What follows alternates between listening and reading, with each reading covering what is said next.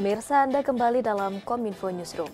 Dalam memperingati Hari Lanjut Usia Nasional ke-26 tahun 2022, Kementerian Sosial menyelenggarakan peringatan puncak di Tasikmalaya, Jawa Barat. Rangkaian acara diisi dengan penyerahan bantuan sosial dan alat bantu bagi lansia. Menteri Risma mendorong masyarakat untuk gotong royong membantu lansia yang terlantar.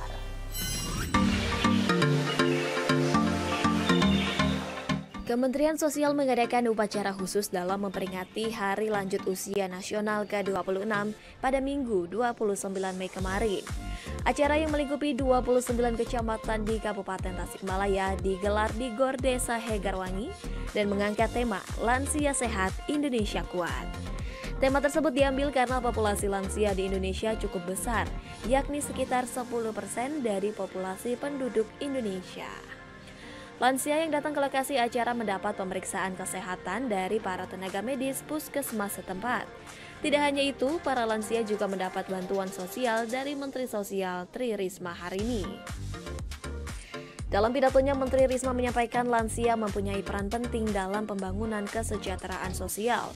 Lansia berperan melestarikan dan mewariskan nilai sosial, norma sosial, dan budaya kepada generasi muda.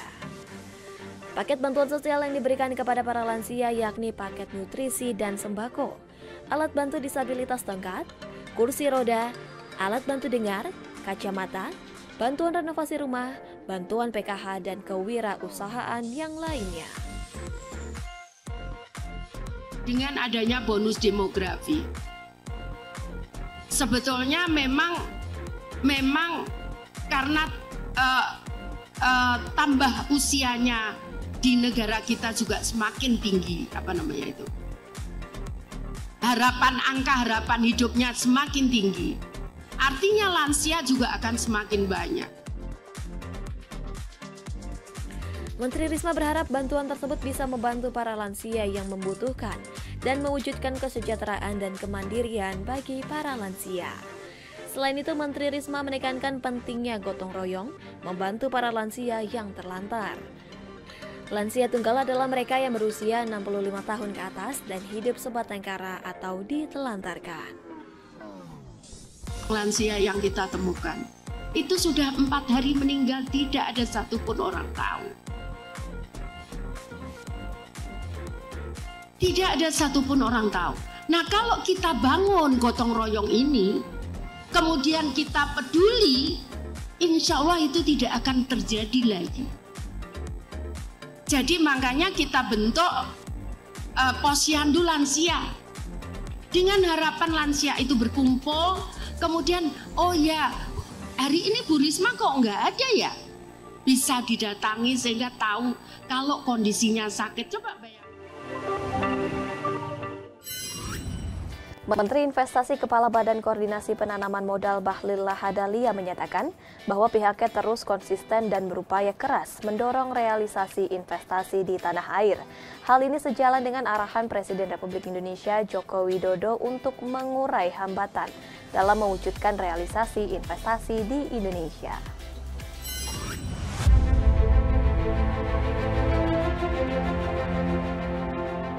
Menteri Investasi Kepala Badan Koordinasi Penanaman Modal Bahlil Lahadalia mengatakan pihaknya terus konsisten dan berupaya keras mendorong realisasi investasi di tanah air. Adapun sejumlah arahan Presiden Republik Indonesia Joko Widodo terkait investasi di tanah air, seperti investasi yang inklusif dan harus berkualitas, serta dapat mendorong terciptanya pusat pertumbuhan yang baru.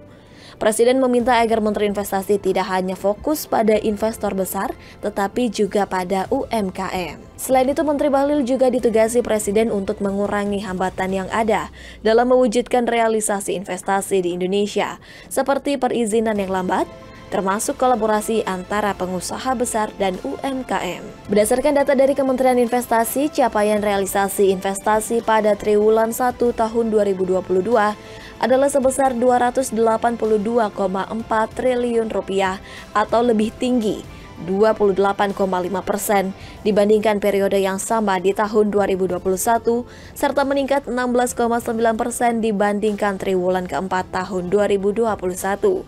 Capaian ini berkontribusi sebesar 23,5% dari target yang sebesar 1.200 triliun rupiah. Punya kontribusi terhadap pertumbuhan ekonomi nasional kita 31%. Iya, besar sekali ya Pak, luar biasa. Konsumsi itu 50% lebih. Iya. Tetapi konsumsi itu kan bicara tentang kepastian pendapatan. Kalau kepastian pendapatan, konsumsi itu bicara tentang daya beli masyarakat kan. Daya beli masyarakat, kemampuan daya beli itu kan tergantung dari kepastian pendapatan. Iya, betul. Kepastian pendapatan tergantung lapangan pekerjaan. Lapangan pekerjaan itu siapa yang menciptakan? Kita juga. Pengusaha. Lewat apa? Investasi. Jadi hulu dari sebuah proses peningkatan ekonomi itu investasi. Ekspor impor itu ada hilir daripada investasi. Nah makanya kita benahi betul. Dan mungkin ketika perintah Pak Presiden seperti itu, ya karena mungkin saya juga di luar Jawa ya, jadi saya konsisten. Pas ya Pak ya. Saya konsisten. Dan kita harus menjadikan seluruh kekayaan bangsa kita sebagai bagian aset terpenting dalam rangka mendistribusi pertumbuhan kawasan ekonomi baru sehingga melahirkan konglomerat baru di daerah.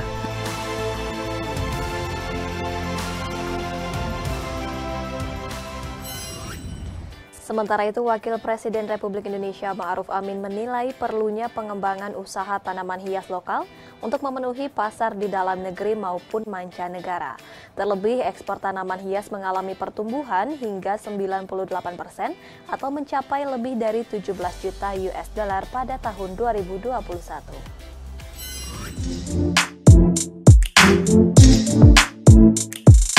Wakil Presiden Republik Indonesia Ma'ruf Amin dalam acara pembukaan Kontes Nasional Aglonema Nusantara mengungkapkan bahwa meningkatnya minat masyarakat terhadap tanaman hias salah satunya yakni disebabkan oleh pandemi COVID-19 yang dimana membuat masyarakat mencari cara untuk dapat mengisi kegiatan selama di rumah.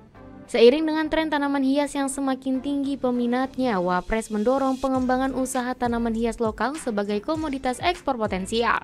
Tercatat pada tahun 2021, ekspor tanaman hias mengalami pertumbuhan hingga 98% atau mencapai lebih dari 17 juta dolar Amerika Serikat.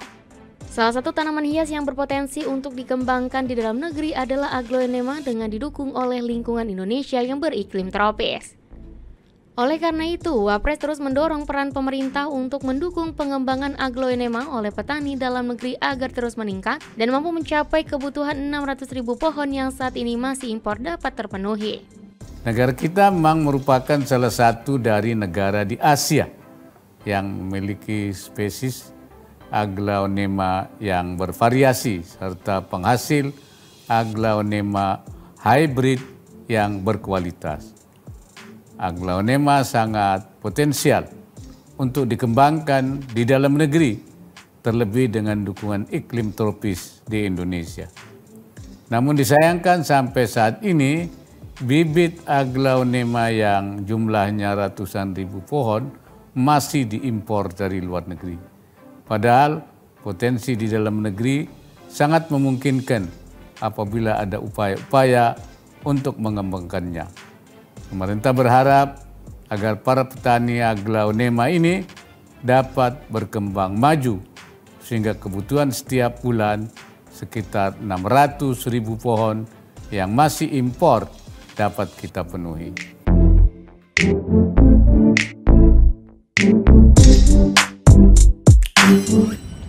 Pada rangkaian acara presidensi G20 Indonesia serta konferensi tingkat tinggi G20 di Bali pada November nanti, Presiden Joko Widodo melibatkan Putri Indonesia 2022 Laksmi Syari-Denis dalam mempromosikan beberapa topik presidensi G20 Indonesia seperti perubahan iklim, digitalisasi, dan kebangkitan pariwisata.